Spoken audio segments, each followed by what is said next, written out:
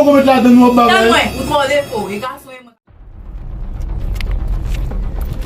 Mwen ek saldi fi kam maten kon. Tan mwen, kom si ou men nek sa ki vin prante pi ou vin chita la kam maten kon kom man. Dat ko dem vin chita, ko dem vin foti ka bicha ou vin pou vin deranje moun na. Kila wate de sam la ko bin chiche mal fe manche. Ok, pas un problème. Ou am gen sal san goud la, ma baoul, wal fe même jande, wal re le fam yo vin manger lon ko ande.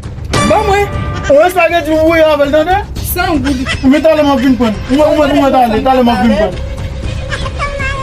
Tale wal re le fam yo la vin manger.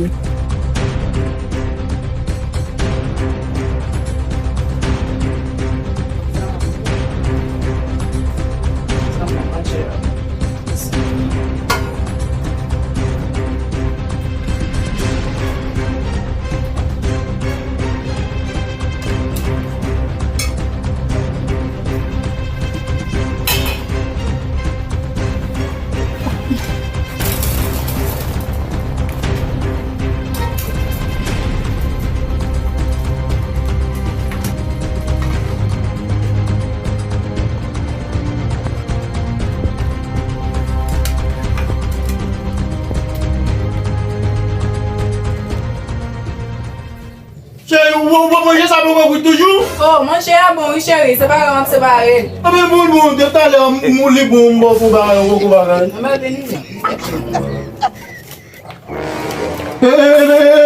Veso Sayo.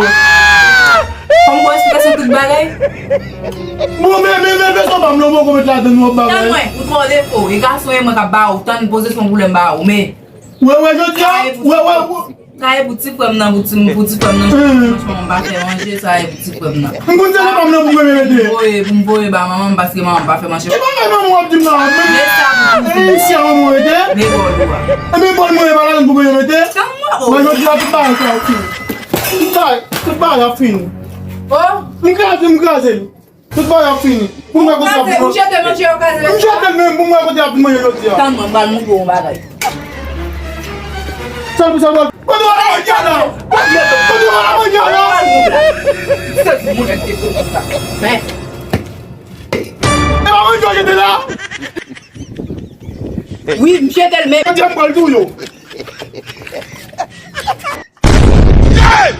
Yeah!